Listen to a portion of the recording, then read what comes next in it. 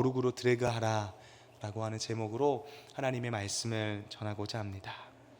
사랑하는 성도 여러분, 오늘도 이 새벽을 깨워 이 자리에 나오신 여러분을 주님의 이름으로 축복합니다. 이 새벽 예배는요, 참으로 특별한 시간 아니겠습니까? 세상이 아직 잠들어 있는 이 시간, 우리는 조용히 눈을 들어 하늘을 바라봅니다. 주님, 오늘도 제 삶의 방향을 주님께로 돌립니다. 오늘 내게 주신 이 하루가 정말 주님이 주인 된 삶 살아가게 하여 주옵소서. 이러한 고백들을 드리며 우리의 하루의 이 방향을 결정하는 시간, 바로 이 새벽 시간입니다. 우리의 인생을 가만히 보면요, 우리의 인생은요, 이 방향의 모든 문제가 달려 있습니다. 우리가 어디를 향하느냐에 따라요, 그 끝이 달라져 있습니다. 이 배가요, 항로를 조금만 잘못 잡아도 전혀 다른 항구로 가는 것처럼 우리의 마음도 어느 방향으로 향하느냐에 따라서 생명으로 나아가기도 하고 때로는 메마름으로 떨어지기도 합니다. 우리가 살아가는 요즘 세상이 정말 빠릅니다. 돌이켜보면요, 우리가 이 본당에서 빽빽하게 모여서 해피 뉴 이어 하고 2025년을 시작한 게 정말 엊그제 같은데 벌써 내일이면 이제 11월입니다. 그리고 조금 있으면 우리가 또 해피 뉴 이어 하고 2026년을 맞이하게 될 송구영신 예배가 다가오고 있습니다. 이렇게 급변하는 세상 속에 우리에게 가장 영향을 많이 준 것이 무엇인가 돌아보면요, 그것은 바로 이 스마트폰이 아닌가 생각해 봅니다. 우리의 손끝으로요, 이 세상을 드래그하면서, 클릭하면서 우리는 살아가고 있습니다. 휴대폰 화면을 한 번 이렇게 밀면요, 뉴스가 바뀌고 또 영상이 바뀌고 우리의 이 시선이요, 시시각각 바뀝니다. 그 작은 손끝이 우리 마음의 방향을 이끌고 가게 되어지는 것입니다. 여러분, 세상을 드래그하고 세상을 클릭하면 어떻습니까? 요즘 어찌나 이 무서운 일들이 우리 가운데 너무 많은지, 우리가 이번 주면 이제 파인의 전도 축제 아니겠습니까? 그런데 사실 이 교육부서는요, 여러 가지 이유로 인해서 지난주에 미리 했습니다. 그런데 이제 지금 전도 축제를 준비하면서 학교 앞 전도를 나가려고 하는데 학교에서 못하게 하는 거예요. 이 간식을 준비해서 나눠준다고 하니까 그것도 못하게 하는 거예요. 안 된다는 거죠. 왜 그럴까요? 도대체 이유가 무엇일까요? 알고 보니까 최근에 이제 강남 부근에서 유괴 사건이 발생을 해가지고 제재하는 겁니다. 더불어 간식도요, 이 할로윈 파티 이 시즌이 되면요, 이 마약이 들어간 사탕을 이렇게 나눠줘서 한때 난리가 나지 않았습니까? 그래서 못하게 하는 거예요. 이처럼 우리가 세상을 클릭하고 이 세상을 들어가면요, 어찌나 많은 일들이 우리의 마음을 불안하게 하고 정말 우리의 마음을 불편하게 하는지요. 그런데 여러분, 우리가 이러한 세상의 분주함 속에 잠깐 이 세상의 분주함을 뒤로 하고 하나님을 향해 클릭하고 하나님을 드래그하면요, 어떨까요? 주님이 주시는 것은 생명과 평안이라 주님이 말씀하셨습니다. 우리의 마음이 잔잔해집니다. 우리의 마음은 주님이 주신 은혜로 평안합니다. 그러한 우리에게 오늘 본문 스가랴 14장은요, 이렇게 묻습니다.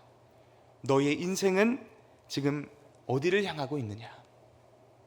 너는 지금 무엇을 클릭하고 너는 지금 무엇을 드래그하며 너가 살아가고 있느냐? 이 스가랴서는요, 종말 때 하나님께로 방향을 돌린 사람들의 이야기를 들려줍니다. 그들은 한때 하나님을 대적하였던 자들이었지만 이제는 예배의 자리로 돌아온 사람들입니다. 그들의 인생의 방향이 바뀌자 그들의 삶에요, 생명이 흐르기 시작했습니다. 오늘 본문 16절을 보면요, 이렇게 말씀합니다. 예루살렘을 치러 왔던 이방 나라들 중 남은 자가 해마다 올라와 그 왕 만군의 여호와께 경배하며 초막절을 지킬 것이라. 하나님을 대적하던 민족이 이제는 예배자가 됩니다. 예루살렘으로 올라오는 이유가 이제는 전쟁이 아니라 하나님께 경배하기 위해서입니다. 이것이 본질적인 하나님의 구원의 목적인 줄로 믿습니다. 하나님은 절대 심판으로 끝내지 않으시고 예배로 우리를 회복시키시는 분이신 줄로 믿으시길 바랍니다. 우리를 무너뜨리시는 것이 아니라 다시 하나님께 우리의 마음이 향할 수 있도록 주님이 인도하여 주신다라고 하는 것입니다. 그러나 17절은 우리에게 이렇게 경고합니다.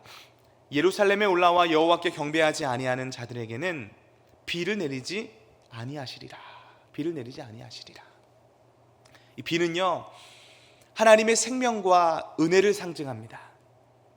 예배가 끊어지면 은혜의 비가 그치고 기도가 멈추면 그 마음이 메마르기 시작한다는 거죠. 예배가 없는 인생은 결국 하늘의 문이 닫힌 인생입니다. 사랑하는 성도 여러분, 예배는 우리가 하나님께 드리는 시간이지만 동시에 하나님께서 우리에게 생명을 부어주시는 시간인 줄로 믿으시길 바랍니다. 오늘 새벽에 우리가 이 자리에 나온 이유는요, 단지 의무감 때문이 아닙니다. 생명의 비를 맞기 위해서인 줄로 믿습니다. 세상은 점점 더 메말라갑니다. 사람들은요 바쁘고요, 관계는 차갑고 우리의 마음은 불안합니다. 그러나 예배하는 자에게 하나님은 여전히 말씀하십니다. 내가 너희에게 생명의 비를 내리리라. 내가 너희에게 생명의 비를 내리리라. 오늘 그 비가 여러분의 심령 위에 내리기를 축복합니다.